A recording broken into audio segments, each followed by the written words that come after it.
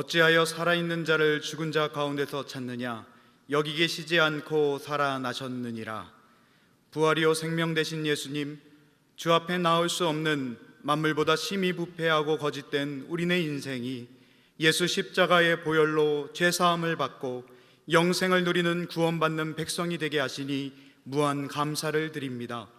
이 시간 드려지는 예배를 통해서 사망 권세를 이기신 주님의 부활의 감격이 회복되는 예배가 되게 하여 주시며, 이 복음을 가지고 잃어버린 한 영혼을 향해 다가가며 열방을 품어내는 부활의 증인이 되게 하여 주옵소서. 예수 그리스도의 이름으로 기원하옵나이다. 아멘.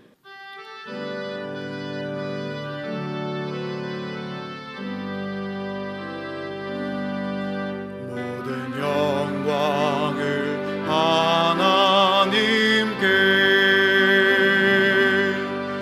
모든 영광을 하나님께, 온 마음과 뜻 다해 주 사모합니다.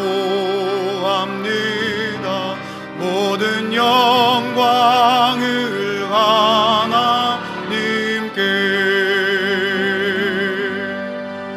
예수님 찬양 받으소서. 예수님 찬양 받으소서.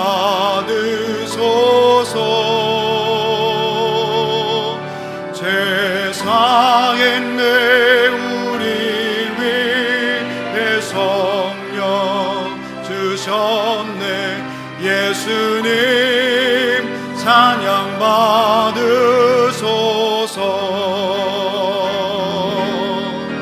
위로의 성령님이시여,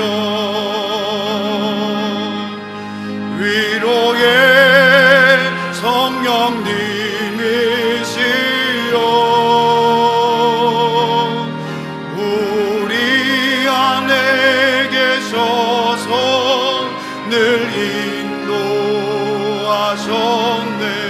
위로의 성령님이시여.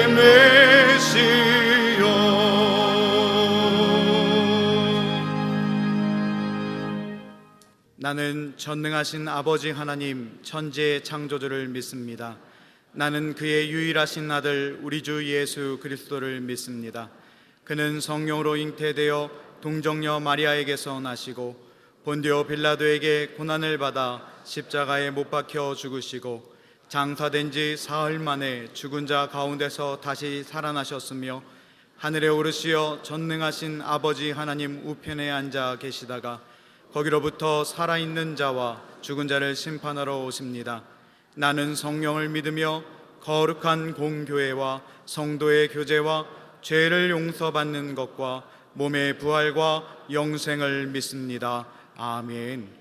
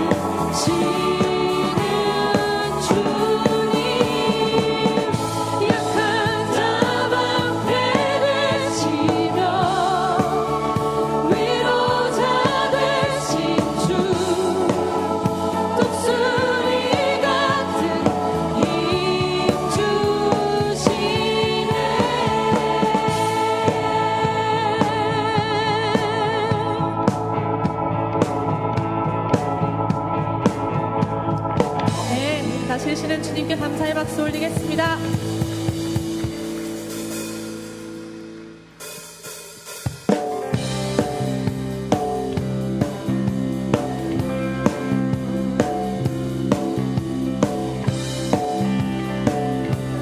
우린 마음과 입술에 새 노래를 주신 하나님께 노래하겠습니다. 거리마다 기쁨으로 춤을 추게 하시고 주의 백성 기도할 때 이 땅 회복하소서. 거리마다 기쁨으로 거리마다 기쁨으로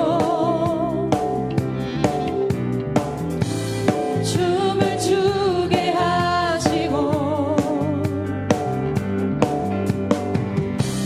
주의 백성 기도할 때 이 땅 회복하소서.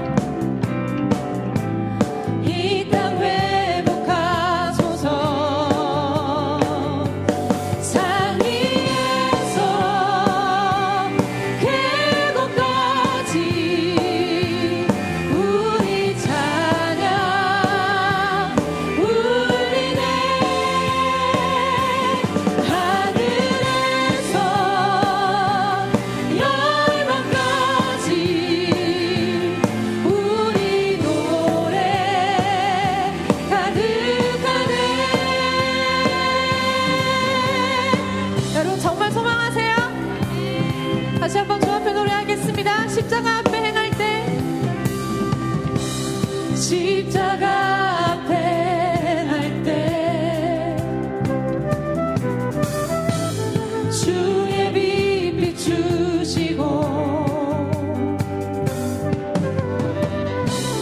물이 바다 덮음같이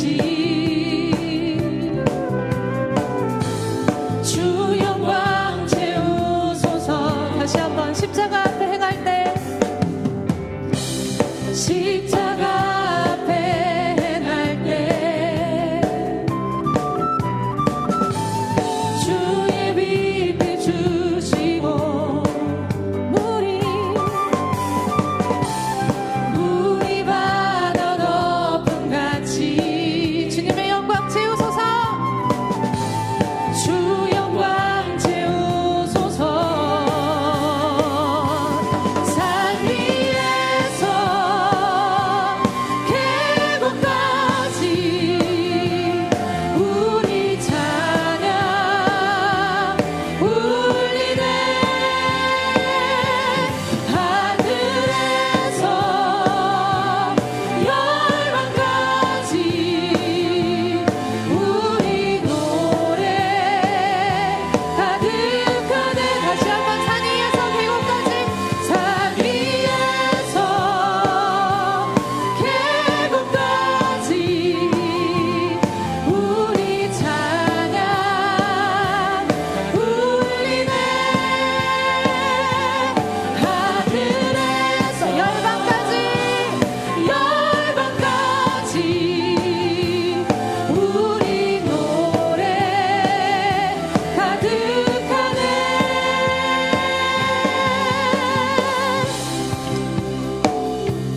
우리 열방에 가득할 노래 우리 함께 부릅시다. 할렐루야 할렐루야 할렐루야 할렐루야 할렐루야 할렐루야 할렐루야 할렐루야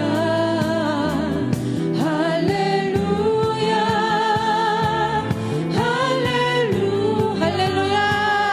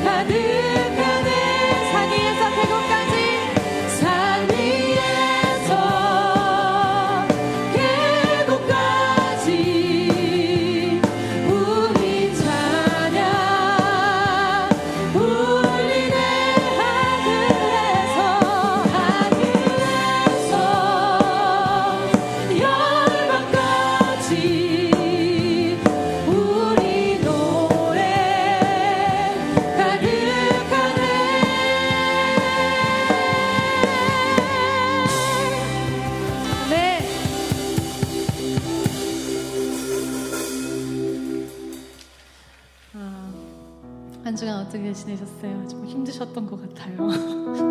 표정들을 보니까 좀 많이 고달프셨나 봐요. 지난주에 얘기했던 것처럼 세상살이 하다가 묻은 먼지들, 내 마음에 가라앉은 여러 가지, 내 몸에 묻은 여러 가지 먼지들 훌훌 털어버리고 우리를 사랑하시는 아버지 앞에 나와서 우리가 그분만을 높여드리고 그분이 우리에게 무엇이라고 말씀하시는지 온 마음으로 귀 기울일 수 있는 시간 됐으면 좋겠습니다. 우리를 너무너무 사랑하시는 그분 앞에 더 가까이 이 찬양으로 나아가도록 하겠습니다.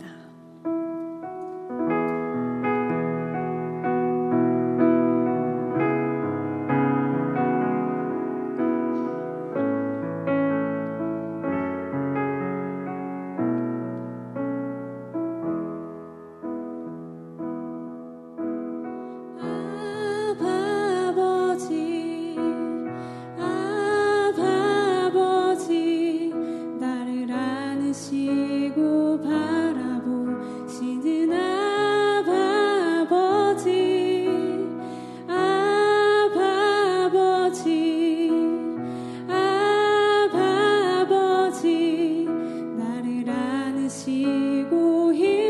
주는 내 마음을 고치시고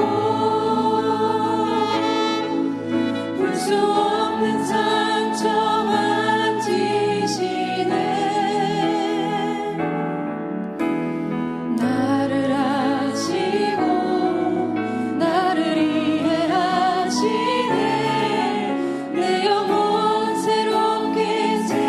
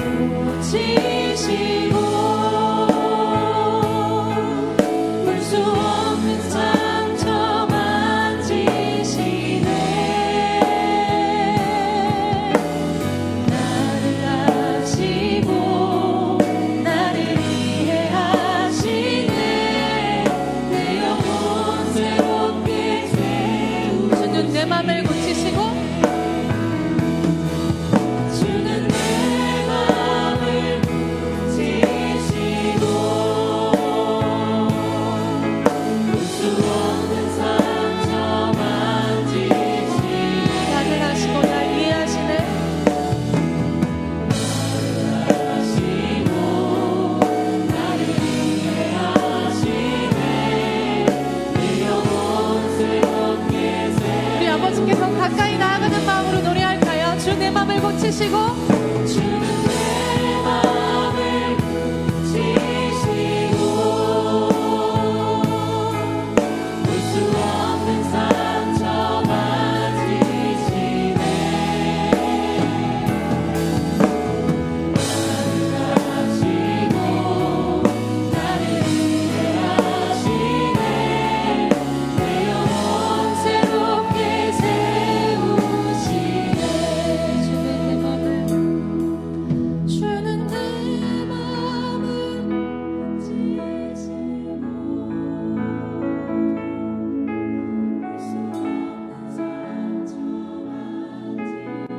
우리의 고백을 들으시는 아버지께 진실하게 고백합시다.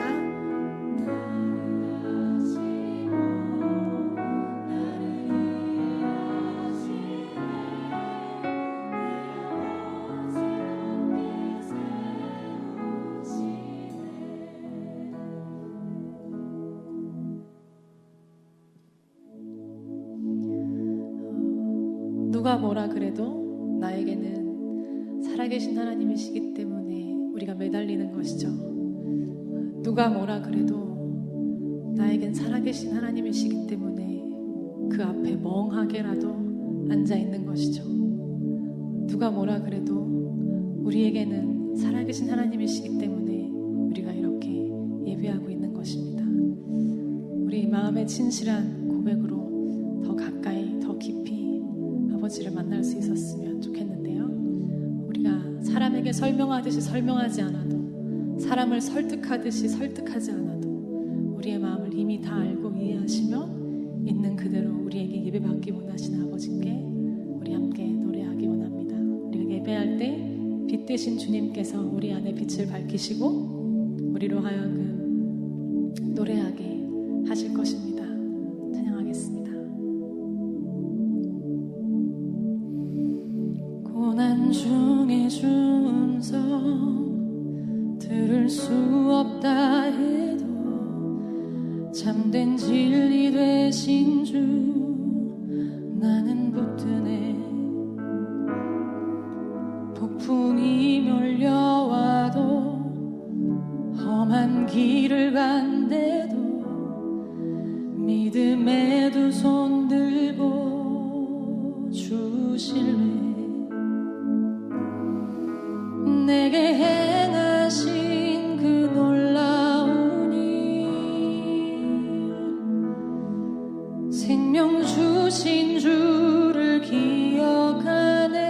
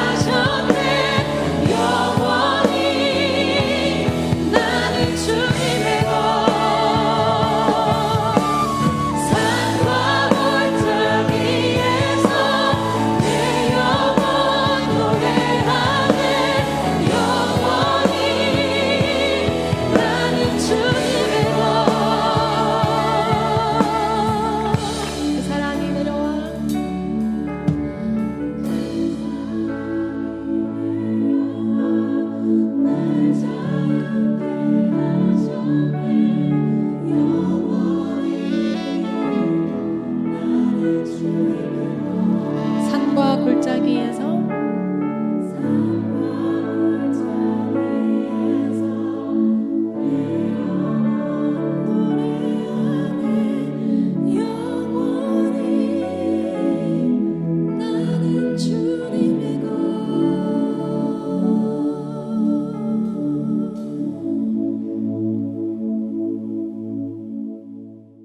이 시간 교회 공동기도 제목으로 함께 기도드리겠습니다.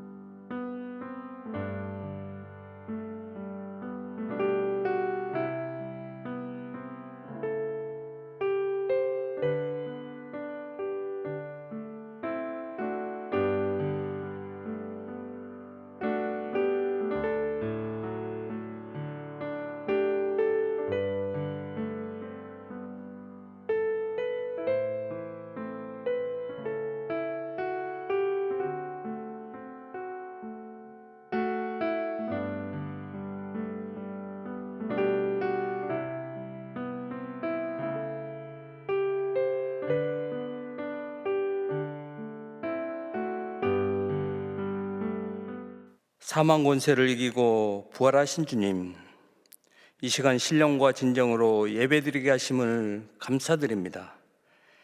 우리의 약함을 아시고 구원하시려 십자가의 모진 고난을 받으시고 부활의 소망을 주신 주님의 그 크신 은혜와 사랑에 영광과 감사를 올려드립니다. 지난날 우리가 아니라고 무지하여 때론 자만하고 교만했던 어리석음을 주님 앞에 고백합니다. 자신들이 이 땅의 주인이라 여기며 하나님의 것들을 파괴하고 훼손하며 오염시켰습니다. 용서하여 주시옵소서.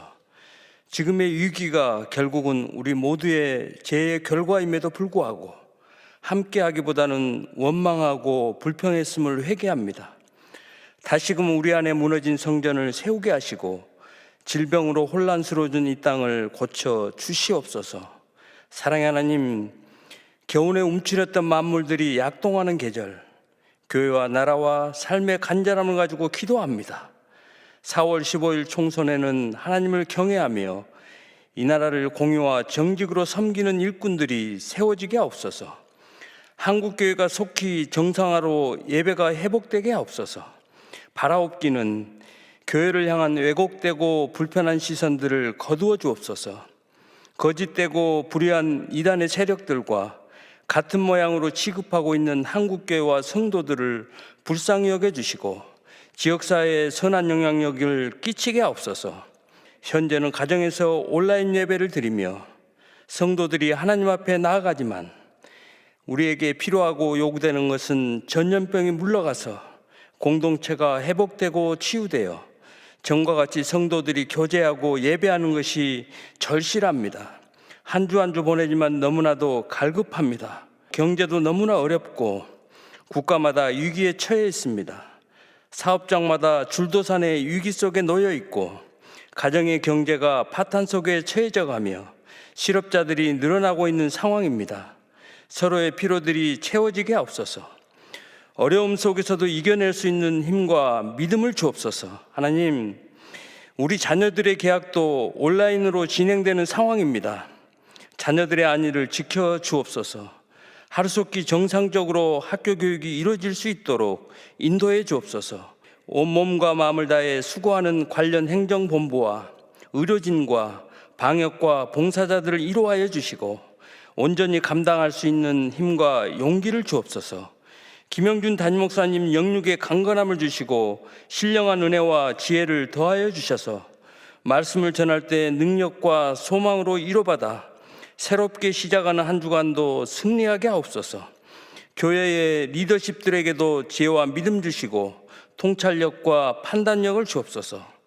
영적으로 육체적으로 힘들어하는 지체들 부활의 주님을 붙들고 담대한 믿음으로 살아가게 하시고 모든 인생의 길을 주님께 맡길 때 어둠이 물러가고 인내로서 열매 맺는 빛의 자녀로 살아가도록 도와주시옵소서.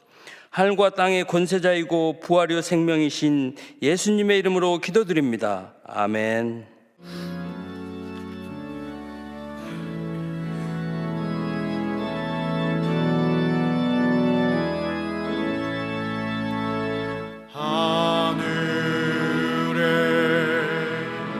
계신 아버지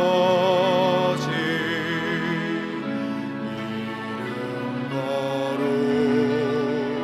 거룩하사 주님 나라 임하시고 뜻이 이루어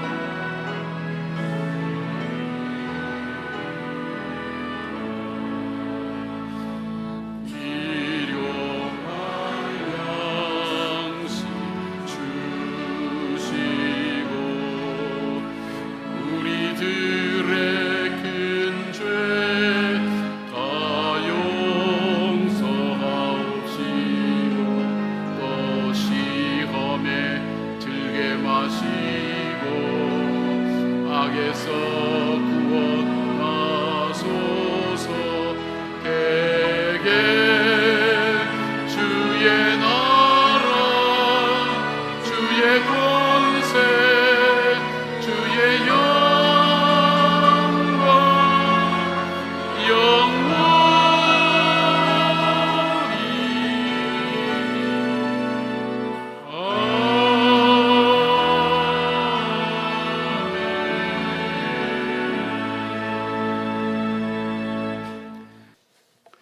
다 같이 기도하겠습니다. 사랑하는 하나님, 오늘은 부활주일입니다. 사망 권세 깨트리시고 승리하신 그 주님을 함께 기뻐하며 찬양하는 주의 성도들이 모여 주 앞에 올려드립니다.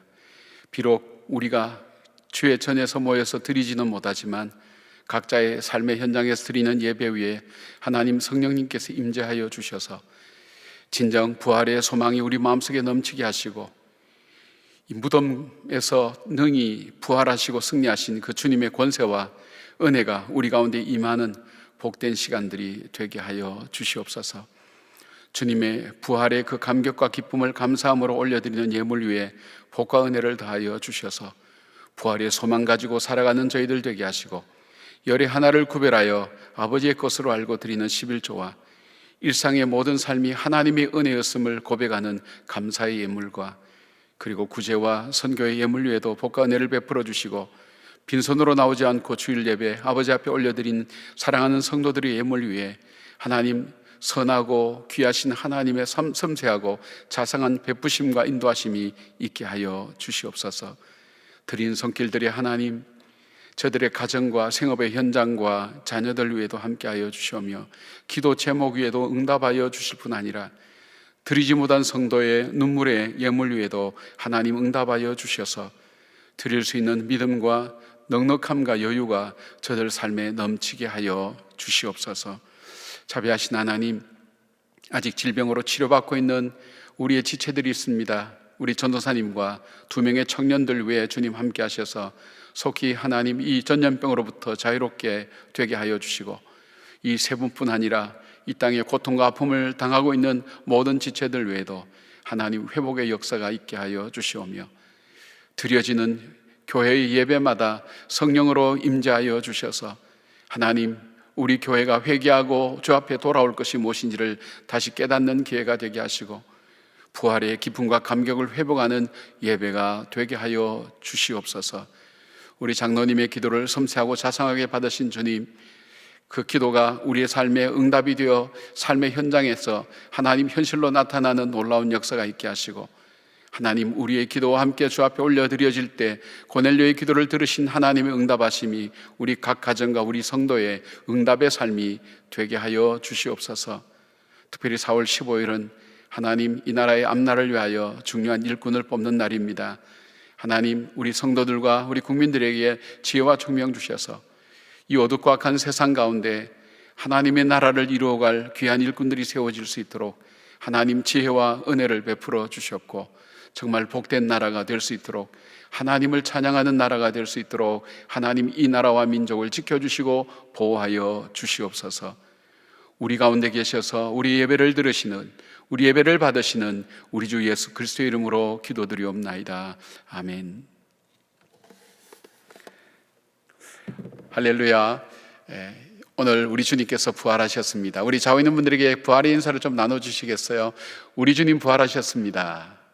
우리 주님 부활하셨습니다. 우리 가족들과 함께 나누면 더욱더 좋을 것 같습니다. 오늘도 영상 예배로 이 부활주를 맞이해서 마음이 많이 아프지만, 그러나 우리의 성도님들의 건강이나 또 이웃들을 위해서 우리가 조금 더 배려하는 것이 더 좋겠고, 또 이를 통해 우리 가정 예배가 더욱더 가정 안에서 잘 정착될 수 있었으면 좋겠습니다. 정말 우리 가정이 예배 공동체로서 아름답게 세워지는 계기가 될 수 있었으면 참 좋겠다는 마음을 가지고 또 이 부활절을 지나게 됩니다. 여러분께서 함께 이 부활의 기쁨과 감격을 삶 속에서 증가하고 나타내시면서 하나님을 증거하는 귀한 믿음의 그런 복된 하루가 되었으면 좋겠습니다.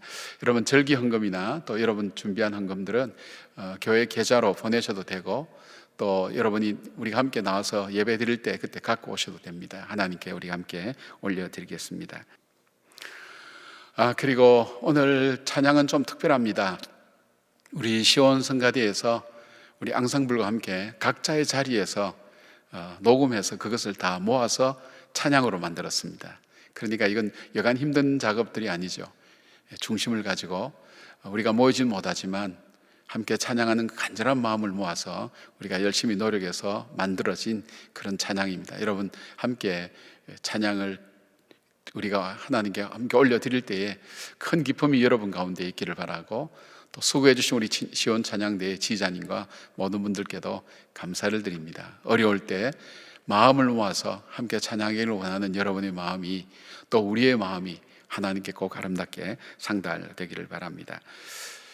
그리고 오늘이 부활주일인데 이 성령 강림 주일까지는 딱 50일 남았습니다. 그래서 오순절 성령의 마가의 다락방 그렇습니다. 그래서 오늘부터 기쁨의 날들 그렇게 표현을 합니다.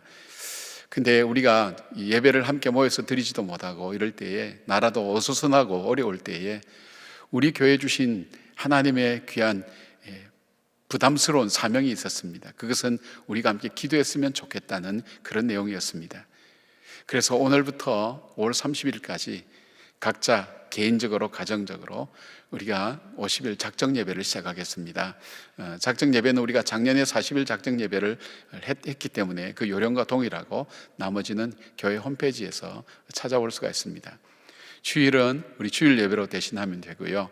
평일날은 저녁 9시에 사도행전을 하루하루 묵상하면서 그 묵상을 중심으로 여러분이 가정 예배를 드리면 됩니다. 그리고 함께 우리가 가족들이 모여서 이 나라와 이 민족을 위하여, 그리고 한국의 교회를 위하여, 그리고 나 자신을 위하여 더 중요한 우리 단 하나의 기도 제목이 있다면, 하나님 내가 성령 충만하기를 원합니다.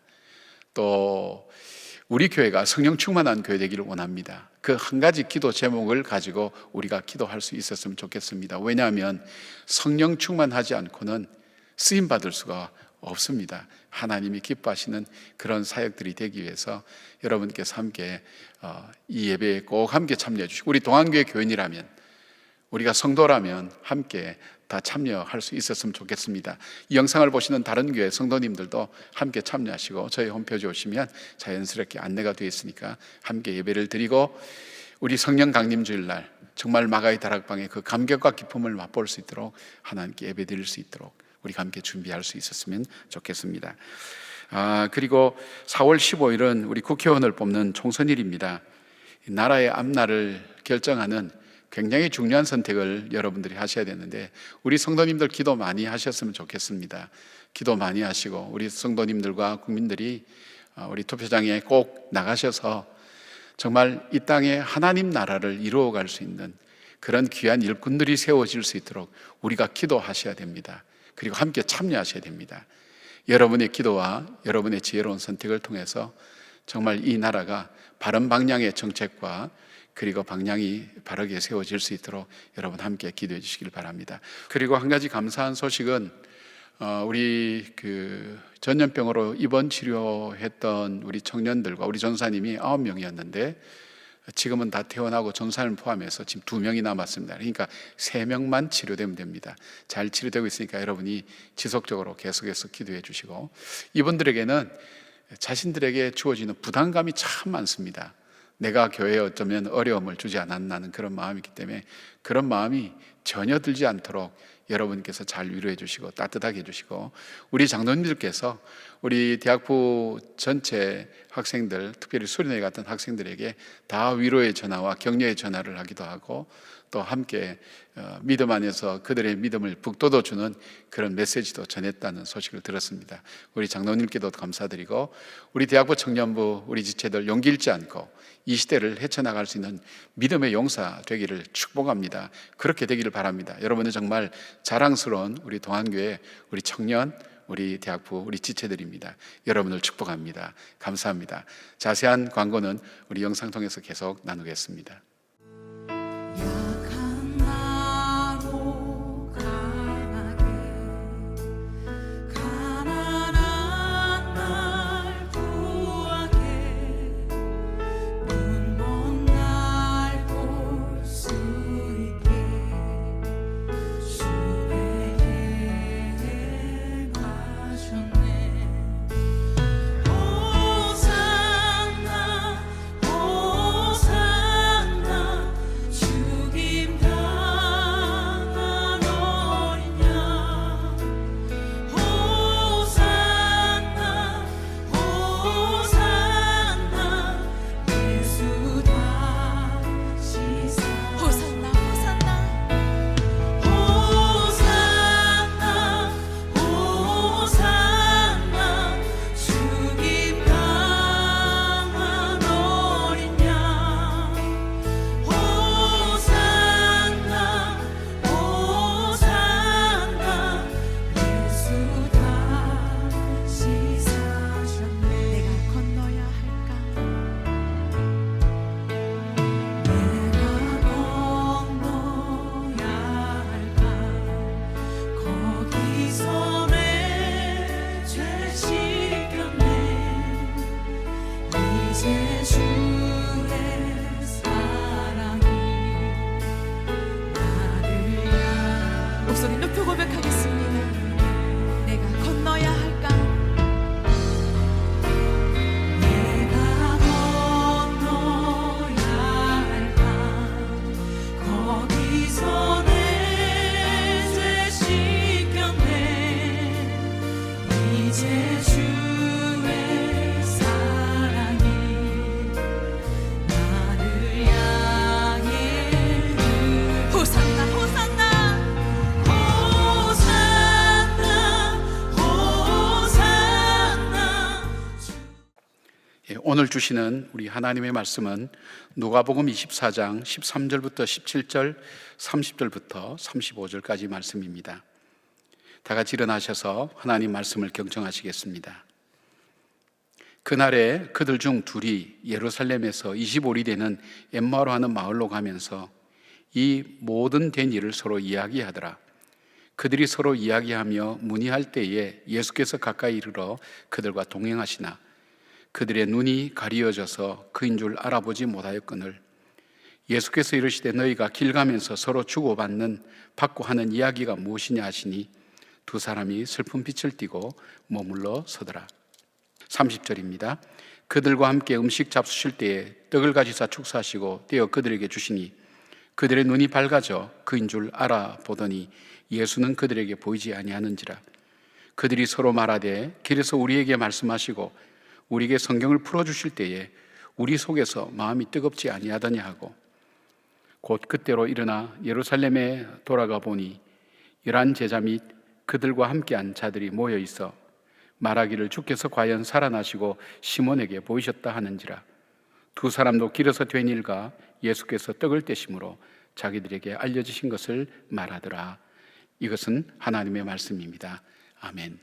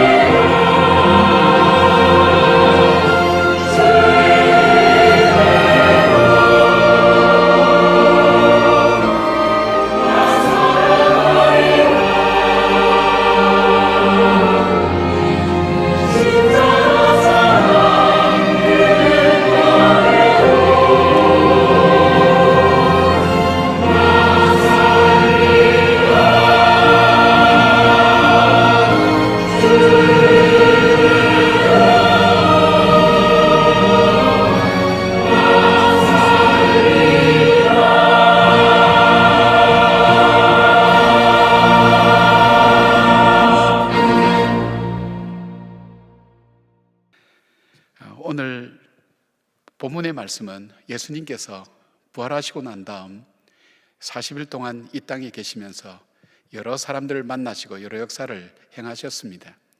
그 중에서도 엠마오로 가는 두 제자에게 예수님은 나타나셔서 하나님의 귀한 역사를 또 이 제자들에게 설명하는 것을 보게 됩니다. 이 본문을 보면서 그런 생각이 들었습니다. 왜 예수님께서 이 땅에서의 단 40일밖에 남지 않은 이 귀한 시간에 엠마오로 가는 그 두 제자에게 나타나셔서 무슨 의도와 무슨 뜻으로 말씀하셨을까? 그 말씀을 생각해 보면서 이 말씀을 본문을 하나씩 읽어 나가기 시작했습니다. 몇 가지로 조금 생각해 볼 수가 있습니다. 첫 번째로 예수님께서 이 엠마오로 가는 두 제자를 찾아가신 이유 중에는 예수님께서 바로 이 제자들, 도망하고 피하는 이 제자들까지도 찾아가시는 예수님의 모습을 주님은 사람들에게 알리기를 원하셨습니다. 오늘 이 제자들의 상태를 보니까 예수님께서 부활하셨다는 소식을 들으면서도 불구하고 그들은 그 말을 듣고도 그들은 실망과 절망으로 엠마오로 가는 그 길을 선택해서 내려가는 것입니다. 그리고 이들의 모습을 성경은 이렇게 얘기합니다. 그들의 대화의 주제가 죽음이었습니다. 여러 가지 이야기가 나누어지겠지만 그 이야기를 이렇게 주제를 뽑아보면 그 대화의 내용들은 거기에 생명이 있거나 소망이 있거나 기쁨이 있는 것이 아니라 다 죽음에 대한 이야기로 그들은 대화를 하고 있었다는 겁니다. 그리고 그들의 얼굴빛은 슬픈 빛이었다라고 그렇게 얘기합니다. 우리의 표정은 우리가 말하는 것보다 더 많은 것을 함축하고 있다고 얘기를 합니다. 세계적인 심리학자인 허버트 앤더슨 교수는 그런 얘기합니다. 슬픔은 가장 소중하고 귀하게 여기던 것을 잃어버렸을 때 나타나는 당혹스러운 감정의 덩어리라고 그렇게 얘기합니다. 자, 한번 생각해 보십시오, 여러분. 예수님이 싫다고, 예수님께 실망했다고 도망가고 흩어지는 그 제자들, 그리고 온갖 대화의 주제가 생명과 소망이 아니라 예수님께서 가르쳐 주셨던 그 천국의 소망이 아니라 죽음으로 가득한 이 땅의 대화들, 슬픈 빛으로 예수님이 동행하시지만 자기들 문제에 빠져서 예수님이 함께 하시는 것을 알지도 보지도 깨닫지도 못하는 이들을 예수님께서 보셨을 때 어떤 마음이 들어가셨을까요? 아마 찾아가고 싶지 않았을 겁니다. 만나고 싶지 않았을 것입니다. 그들에게까지 가서 그 부활을 증가하고 싶은 마음은 예수님은 없으셨을 겁니다. 그러나 예수님은 바로 엠마오로 가는 두 제자에게 찾아가시면서 주님이 어떤 사람을 찾아가시는지, 어떤 사람을 만나기를 원하시는지 주님의 마음을 바로 이 본문 속에서 읽을 수가 있었습니다. 주님은 주님이 싫다고, 주님에게 실망했다고 배신한 사람을 주님은 버리지 않습니다. 그들의 대화가 생명력이 있고 소망이 없다고 해서 주님은 그들을 모른 채 하지 않습니다. 그들의 삶이 슬프고 고달프고 힘들다고, 그리고 지쳐서 낙심하고 아무것도 알지 못하고 이제 삶의 주변인으로 더 이상 삶을 살기가 없다고 용기가 없는 그들을 주님은 버려두지 않는다고 하셨습니다. 주님은 우리를 고아와 가부처럼 버려두지 않는다는 그 말씀을 주님은 직접 부활하신 주님이 실천하고 계신 것입니다. 언약하신 대로 이행하시는 주님의 모습을 우리 주님은 엠마오로 가는 두 제자에게 나타나심으로 주님은 보여주고 싶었습니다. 그것뿐 아닙니다. 요한복음 21장에 보면 주님은 바로 배신한 베드로, 그리고 실패한 베드로를 찾아가셔서 배신했다 할지라도 실패했다 할지라도 버리지 아니하시고 찾아가신 주님, 그리하여 내가 의인을 위하여 온 것이 아니라 죄인을 위하여 왔다고, 정말 슬프고 고통당하며 이 땅에서 어떻게 살아야 될지 알지 못하는 바로 그들을 위하여 이 땅에 오셨다고, 죄와 허물로 죽은 우리를 위해서 주님이 오셨다는 사실을 주님은 분명히 이 사실을 통해서 우리에게 말씀하고 계신 것을 보게 됩니다. 사랑하는 여러분, 오늘 여러분이 사랑하는 우리의 세상은 어떻습니까? 우리는 어려운 일 만나면 진리를 할지라도 회피하고 도망가지 않습니까? 우리 주님의 일 앞에 우리는 얼마나 많이 도망가고 회피했습니까? 그리고 주님 앞에 실망했다고 얘기한 적이 얼마나 많습니까? 우리 뜻대로 되지 않을 때, 우리 마음대로 되지 않을 때 우리는 얼마나 주님 앞에 실망하고 좌절하고 주님과는 점점 다른 거리로 멀리 떨어졌던 우리 자신들이 아니었습니까? 우리의 수많은 대화 속에 정말 주님께서 우리에게 주신 그 소망의 메시지, 생명의 메시지, 부활의 메시지가 우리의 대화 속에 있었습니까? 오늘 여러분 가정에서 수많은 이야기들 친구들과 나누는데도 불구하고 우리는 일에 대한 것 아니면 우리의 주제는 온통 이 땅의 것으로만 가득 차 있지 않습니까? 우리에게 참된 소망을 찾아볼 수 없는 바로 그들에게도 우리 주님은 찾아오신다는 것입니다.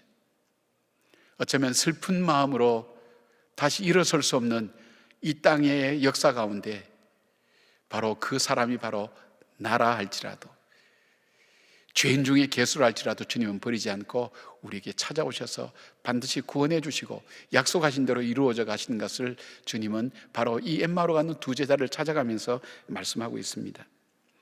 1892년에 우리 조선 땅에 선교사로 오신 미국인 부부가 있었습니다.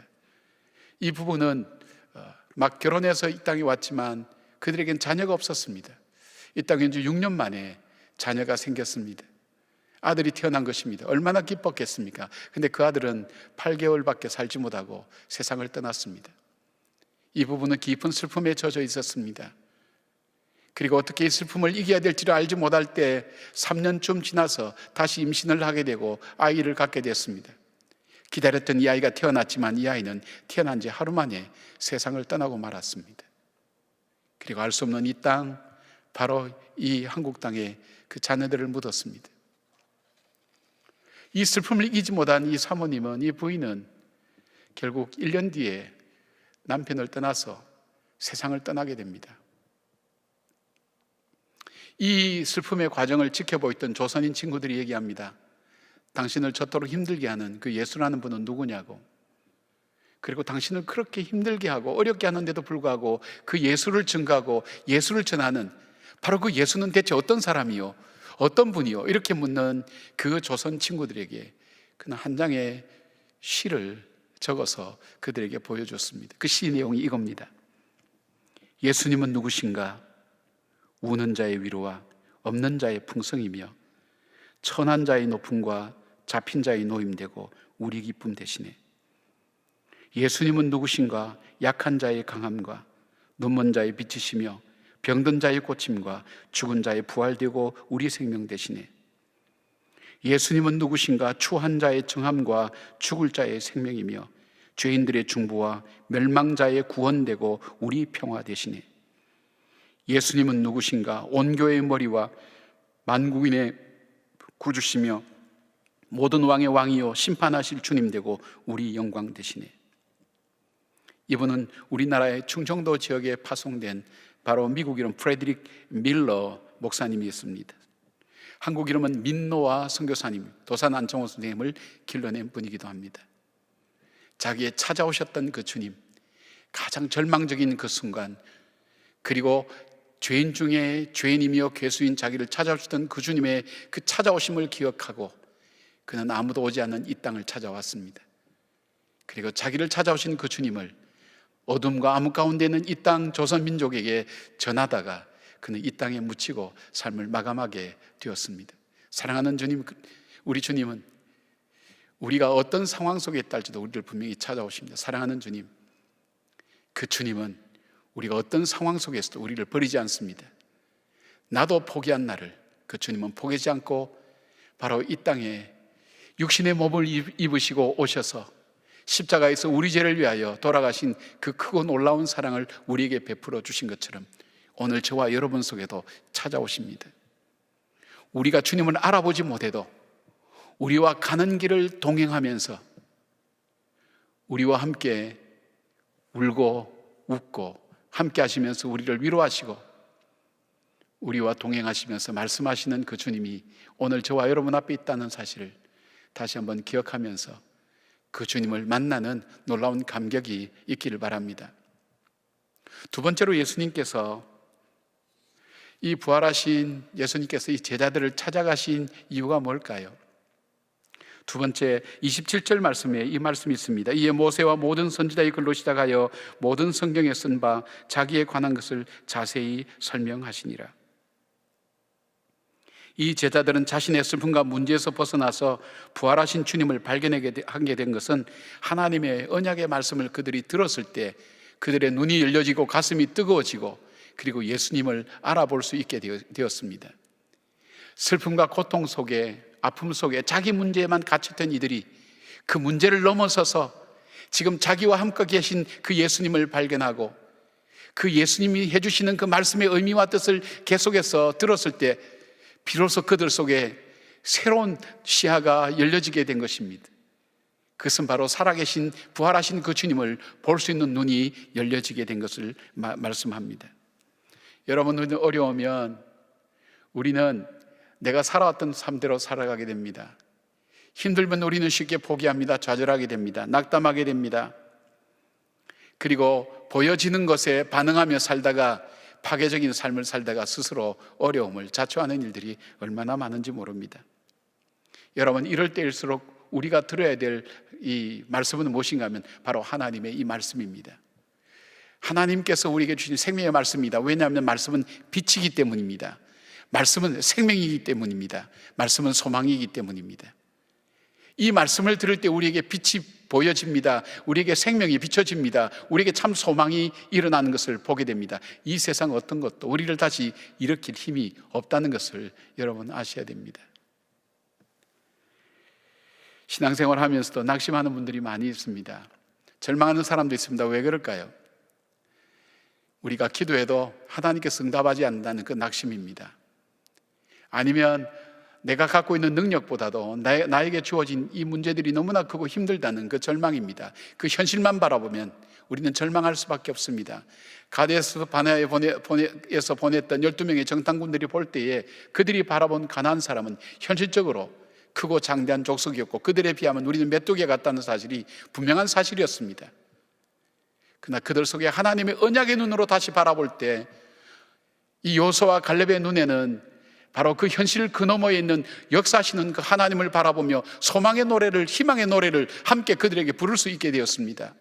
소망의 메시지를 그들에게 전할 수 있게 되었습니다.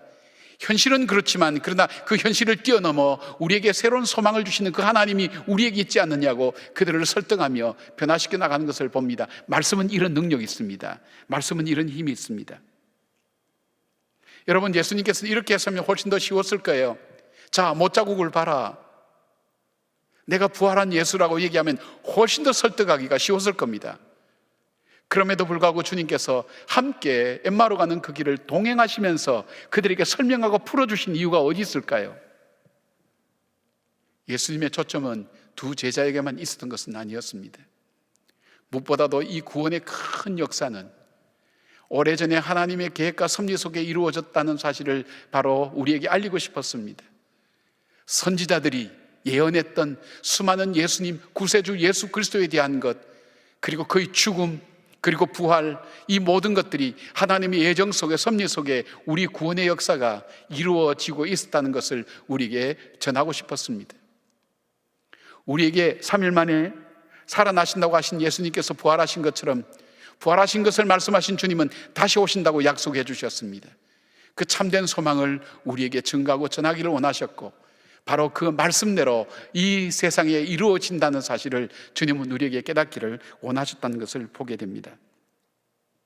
사랑하는 여러분, 우리가 예수님의 말씀을 들어도 잘 깨닫지 못하는 이유가 어디에 있습니까?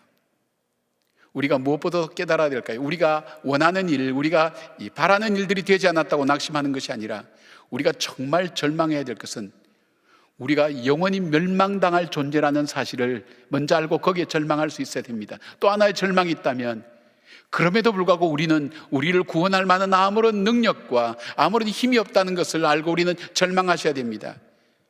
이 절망이 지나가고 난 다음 하나님의 구원의 역사가 얼만큼 소중하고 귀중한지, 십자가가 얼만큼 귀한지, 그리고 그 부활이 얼만큼 축복된 우리에게 주신 하나님의 선물인지를 깨닫기를 원하는 것을 예수님은 엠마오로 가는 이 두 제자에게 가르쳐 주시면서 말씀으로 깨닫기를 원하셨습니다.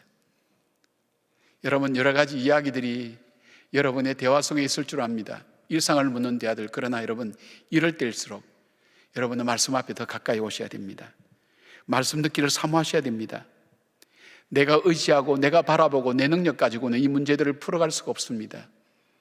우리에게 참 빛 대신 주님의 말씀, 생명 대신 주님의 말씀 앞에 올 때에 그 말씀을 들을 때 마른 뼈도 솟아게 되고 일어나게 되는 귀한 역사처럼 우리의 죽어버린 소망이 다시 살아나고 낙심했던 마음속에 다시금 희망이 생기고 기도할 힘을 잃어버린 우리에게 기도할 힘과 능력이 생겨지고, 그리고 참 소망의 노래를 부를 수 있는 힘이 바로 이 말씀을 듣는 데서 오게 된다는 사실입니다. 사랑하는 여러분, 주님의 말씀은 우리에게 길이 됩니다. 빛이 됩니다. 우리 발등에 등이 됩니다. 우리가 이거 어디로 가야 될지 방향을 제시해주고, 오늘도 우리가 어떤 길을 가야 될지, 어떤 발을 내디뎌야 될지를 하나하나 인도해 주시는 하나님의 인도하심이라고 그렇게 말씀했습니다. 오늘도 우리에게 하나님의 말씀을 통해서 깨닫게 하시는 그 하나님의 가르치심이 바로 오늘 이 말씀을 듣는 저와 여러분들 속에 함께 임하는 역사가 있기를 바랍니다. 세 번째로, 부활하신 예수님께서 제자들에게 찾아가신 이유는 새로운 사명을 주시기 위한 것이었습니다. 31절 33절 말씀입니다.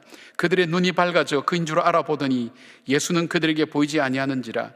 그들이 서로 말하되 길에서 우리에게 말씀하시고 우리에게 성경을 풀어주실 때에 우리 속에서 마음이 뜨겁지 아니하더냐 하고, 곧 그때로 일어나 예루살렘으로 돌아가 보니 11 제자 및 그들과 함께한 자들이 모여 있어. 여러분, 이들은 하나님 말씀을 들었을 때에, 그들이 깨달았을 때에, 예수님이 누구인지를 알게 됐을 때에, 그런 하루 종일 내려왔던 그 길을 그날 밤에 바로 올라가게 되었습니다. 왜 가게 되었을까요? 자신이 누구인 줄 알게 되었습니다. 부활하신 주님을 통해서 주님의 언약하신 것이 얼만큼 귀하고 소중한 것인가를 알게 되었습니다. 주님이 죽으셨다는 것, 십자가에 돌아가셨다는 것, 그리고 그 주님은 십자가에 돌아가셨을 뿐 아니라 부활하셨다는 그 부활의 증인으로 살고 싶은 그 믿음의 마음이 그들 속에 용솟음치기 시작했습니다. 가슴이 뜨거워지기 시작했습니다. 그들은 그 자리에 가만히 머물러 있을 수 없었습니다. 이 복음에 대한 확신과 믿음이 들어오기 시작할 때 우리 가슴은 뜨거워집니다. 그리고 우리는 그 증인으로 살고 싶어 합니다.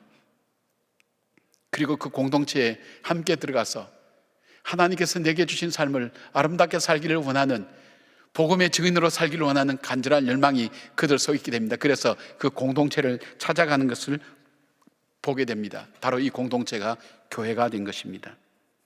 주님의 죽으심과 부활하심을 증거하는 증인 공동체로서 교회가 세워지게 된 것입니다.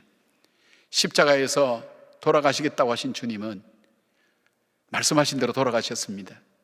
내가 3일 만에 다시 살아나야 되겠다고 말씀하신 주님은 말씀하신 대로 다시 살아나셨습니다. 부활하셨습니다. 그리고 그 주님은 우리에게 약속하신 대로, 그리고 다시 오시마 약속하여 주셨습니다. 그 말씀대로 이루어질 것입니다. 자, 주님의 부활하심을 받은 이 백성들, 이 제자들은 가만히 있을 수가 없었습니다. 그들은 세상 밖으로 나가서 주님의 부활과 주님이 다시 오심을 증거하는 증인 공동체로 살고 싶은 마음이 그들 속에 간절했습니다. 그러나 예수님의 말씀은 뜻밖의 이들에게 주어졌습니다. 누가복음 24장 48절부터 49절까지 말씀입니다.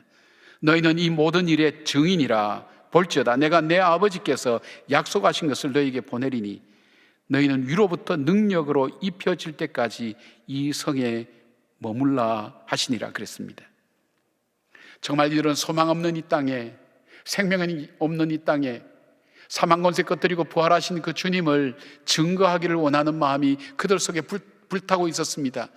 세상 밖 어디 가든지 증거하고 목숨을 내어놓고 증거하는 확실한 이 증거를 전하고 싶었습니다. 그러나 주님의 말씀은 기다리라고 했습니다.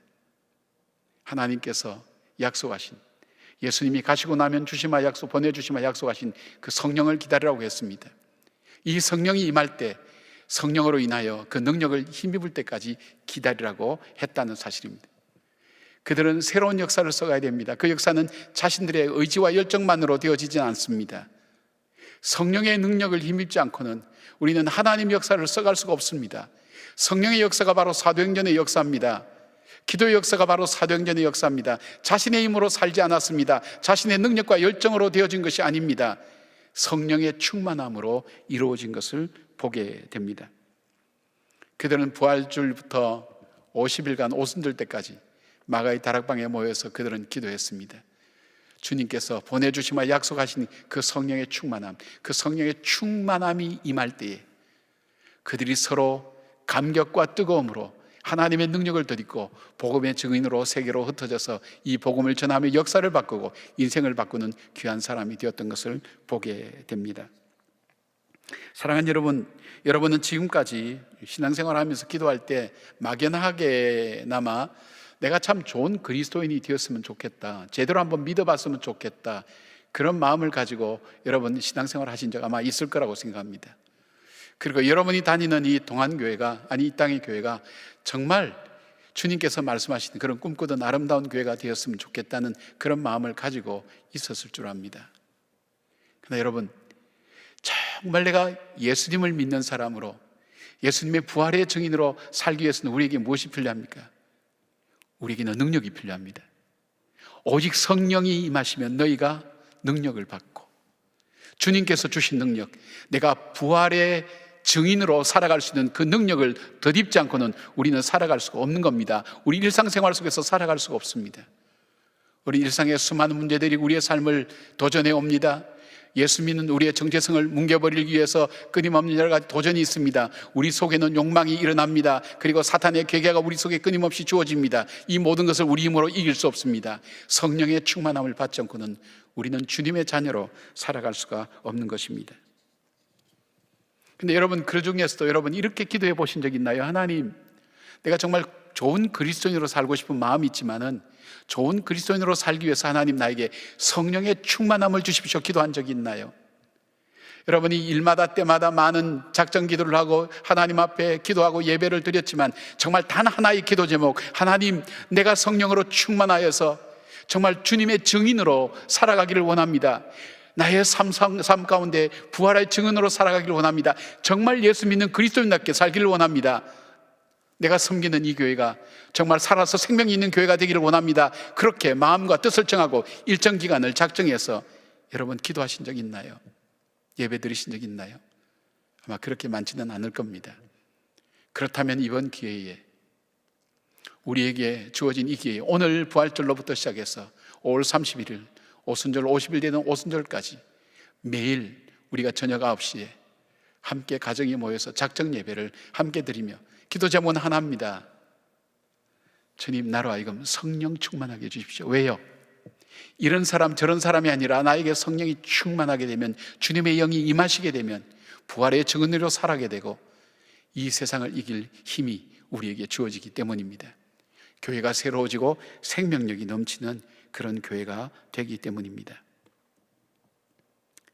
사랑하는 여러분, 저는 총선이 지나고 나면 또 이 전염병이 지나고 나면 긍정적인 변화도 많지만 우리에게 어려운 일들이 상당히 많이 닥칠 거라고 생각합니다. 부정적인 이야기들이 많이 들려집니다. 무엇보다도 경제적인 문제가 우리가 생각한 것보다는 심각할 것이라는 자료들이 여기저기에 나오고 있습니다.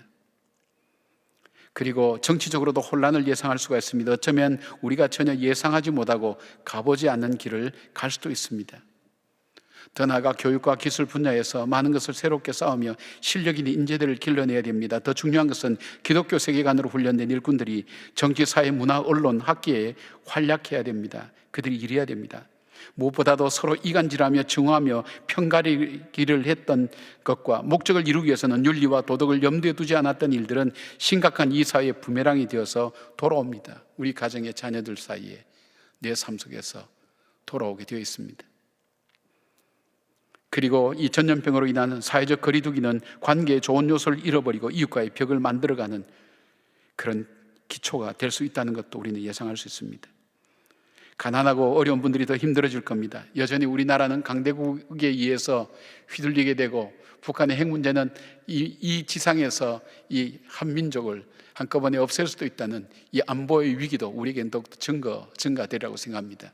일강 속에서 우리가 잘 분별하지 않으면 점점 더 어려운 길로 갈 수밖에 없다는 것을 우리는 알게 됩니다. 여러분, 이 나라가 이런 어려움 앞에 어떻게 할까요? 우리는 우리의 생사화복을 주관하고 이 민족의 운명을 주관하는 분이 하나님이라는 것을 믿습니다. 그렇다면 하나님께서 태풍을 만난 알렉산드리아호에 정말 그 배의 운명을 쥐고 있었던 사람이 누굴까요? 권력을 가지고 있던 로마의 백부장일까요?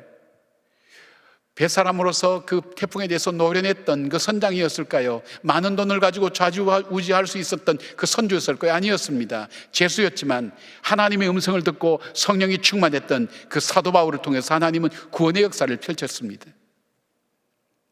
우리가 그 어려울 때에 성령으로 충만해서 주의 능력을 힘입지 않고 어떻게 우리가 이 어려운 사회 속에서 주님이 기뻐하시는 삶을 살아낼 수가 있겠습니까?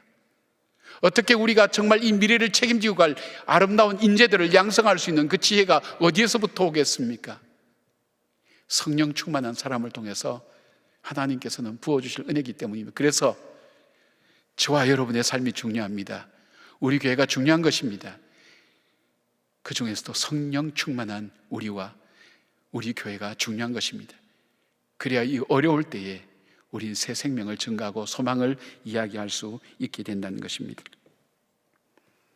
네팔의 숲속에 살고 있는 이 코뿔소가 있습니다. 그런데 이 코뿔소가 가장 좋아하는 것이 다른 동물들은 거들떠도 보지 않는 이 트레비아 나무의 열매라고 합니다.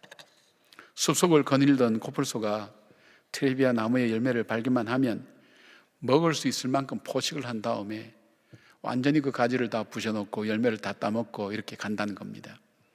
자, 트레비아 나무 입장에서 보면 이게 참 이 열매를 이 맺기 위해서 얼마나 바람도 많이 맞고 비도 맞고 그렇게 했겠습니까? 다 익어서 가장 아름다울 때 바로 코뿔소라는 한 짐승에서 완전히 다 먹혀버리고 그 가지와 그리고 열매들이 다 없어져 갈 때 얼마나 허무하겠습니까?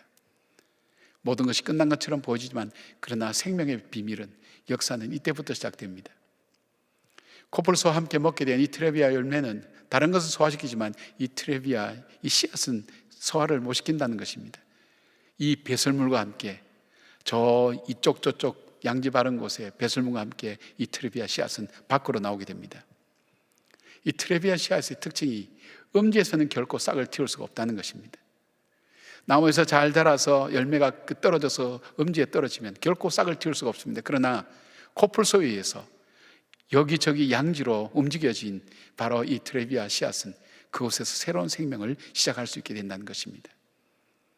여러분, 세상은 어둡고 캄캄해 보인다 할지라도, 그리고 나에겐 희망이 없고 내 삶은 어렵고 그리고 소망이 보이지 않는다 할지라도 하나님의 구원의 역사는 계속되어집니다. 그것이 바로 엠마오로 가는 두 제자에게 우리 주님께서 설명하신 그 말씀을 길게 풀어서 그들에게 설명하신 내용입니다. 말씀대로 이루어진다고, 약속하신 대로 이루어 주신다고, 그리고 지금도 우리 눈에는 아무것도 보이지 않는다 할지라도 주님께서 역사하고 계신다는 사실을 주님은 바로 이 제자에게 말씀해 주시면서 오늘 우리에게도 말씀해 주시는 것입니다.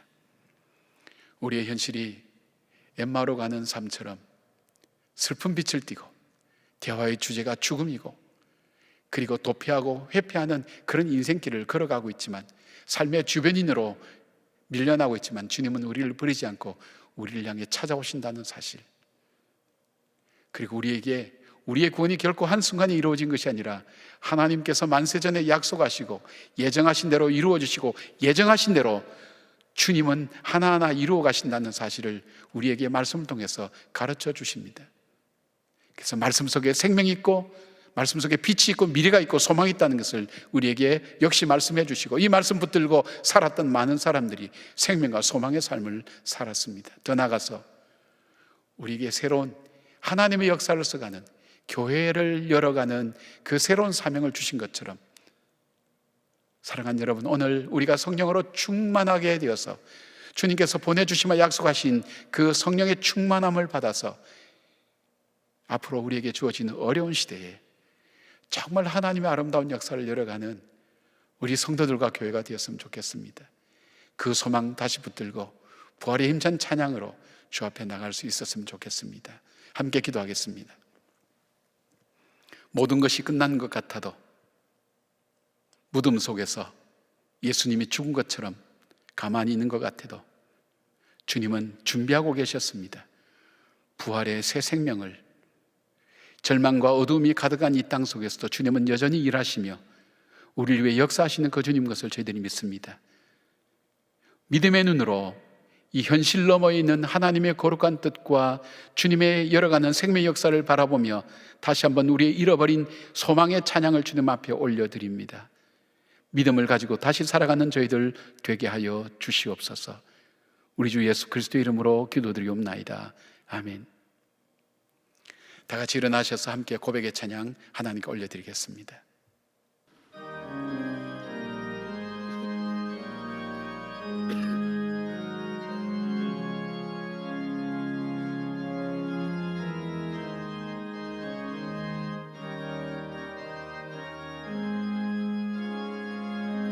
주 하나님 독생자 예수 날 위하여 오시었네. 내 모든 죄 다 사하시고 죽음에서 부활하신 나의 구세 살아계신 주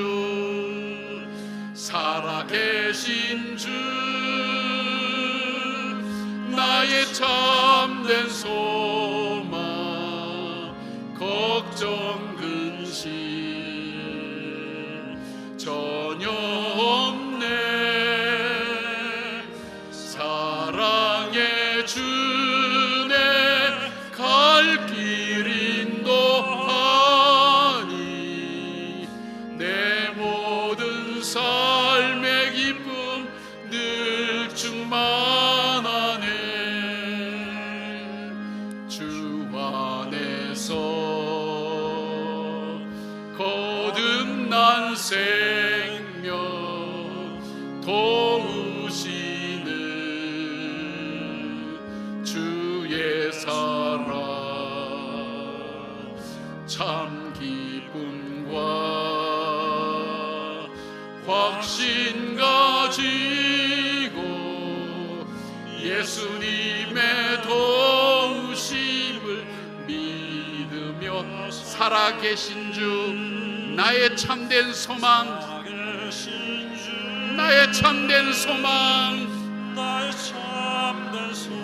걱정 근심 전혀 없네. 걱정 근심 전혀 없네. 사랑의 주내 갈 길 인도하니 내 모든 삶의 기쁨 늘 충만하네. 그 언젠가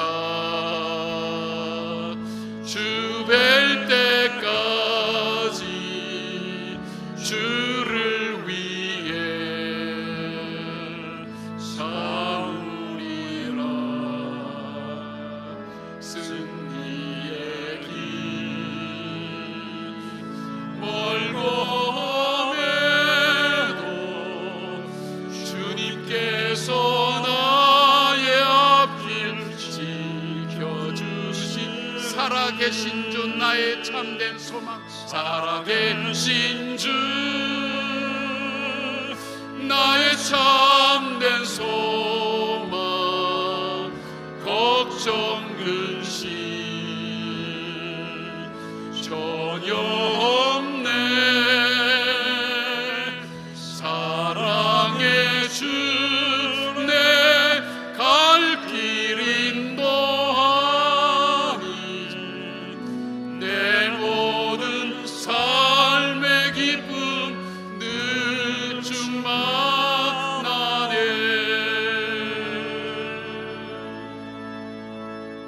우리가 메르스 때 우리 다 같이 그 시편 91편을 우리가 선포를 했거든요.